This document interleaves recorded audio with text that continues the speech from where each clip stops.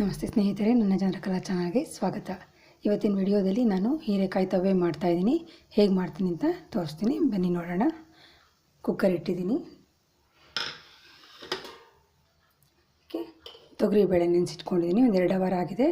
ಬೇಳೆ ಹಾಕ್ತಾಯಿದ್ದೀನಿ.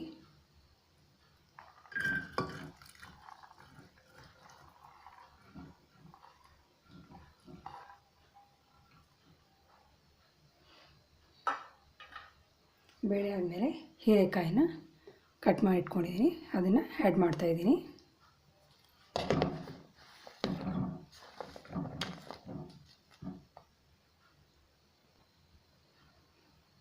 ಹೀರೆಕಾಯಿ ಹಾಕಾಯಿತು. ಅರಿಶಿನ ಹಾಕ್ತಾಯಿದ್ದೀನಿ. ಒಂದು ಸ್ವಲ್ಪ ಉಪ್ಪು ಹಾಕ್ತೀನಿ. 1 ಸ್ಪೂನು ಆಯಿಲ್ ಹಾಕ್ತಾಯಿದ್ದೀನಿ ಮತ್ತು ಸ್ವಲ್ಪ ನೀರು.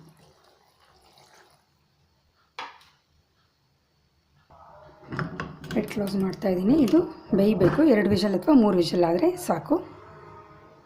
ಮಸಾಲೆ ರೆಡಿ ಮಾಡೋಣ. ಮಸಾಲೆಗೆ ಏನು ಬೇಕಂದರೆ ತೆಂಗಿನ ತುರಿ, ಜೀರಿಗೆ, ಒಂದು ತುಂಡು ಶುಂಠಿ.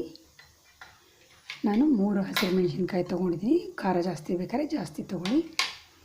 ಮತ್ತು ನೀರು.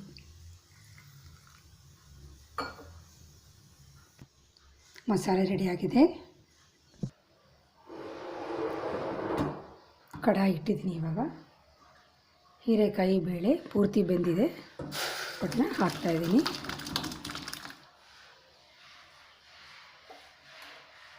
ಮತ್ತು ನಾವು ಮಸಾಲೆ ರೆಡಿ ಮಾಡಿಟ್ಟಿದ್ವಲ್ಲ, ಅದನ್ನು ಆ್ಯಡ್ ಮಾಡಬೇಕು.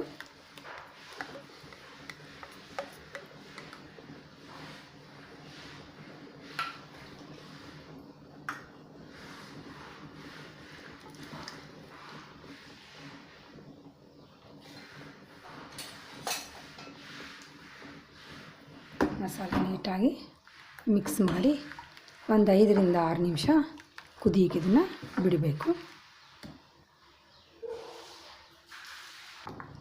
ನೋಡಿ ಸ್ನೇಹಿತರೆ, ಇದು ಇವಾಗ ಚೆನ್ನಾಗಿ ಕುದೀತಾ ಇದೆ.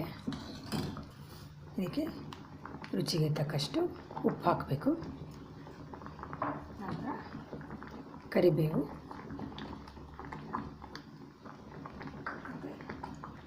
ಸ್ವಲ್ಪ ಕೊತ್ತಂಬರಿ ಹಾಕಿದ್ರೆ ಹೀರೆಕಾಯಿ ತವೆ ಮುಗೀತು. ಚೆನ್ನಾಗಿ ಒಂದ್ಸಲ ಮಿಕ್ಸ್ ಮಾಡಬೇಕಲ್ಲ. ಗ್ಯಾಸ್ ಆಫ್ ಮಾಡ್ತಾಯಿದ್ದೀನಿ. ಒಂದು ಸಿಂಪಲ್ ಆಗಿರೋ ಒಗ್ಗರಣೆನ ಹಾಕ್ತಾಯಿದ್ದೀನಿ. ಬೆಳ್ಳುಳ್ಳಿಯಿಂದ ಸಾಸಿವೆ, ಕೆಂಪು ಮೆಣಸಿನ್ಕಾಯಿ ಮತ್ತು ಇಂಗು ಒಂದು ಸಲ ಮಿಕ್ಸ್ ಮಾಡಿ ಗ್ಯಾಸ್ ಆಫ್ ಆದಮೇಲೆ ಇದನ್ನು ನಿಂಬೆಹಣ್ಣು ಹಿಂಡಬೇಕು. ಇದರ ಕಹಿ ಬರುತ್ತೆ.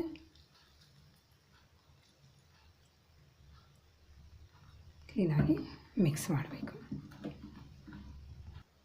ನೋಡಿ ಸ್ನೇಹಿತರೆ, ಬಿಸಿ ಬಿಸಿಯಾಗಿರೋದು ಹೀರೆಕಾಯಿ ತವೆ ರೆಡಿಯಾಗಿದೆ.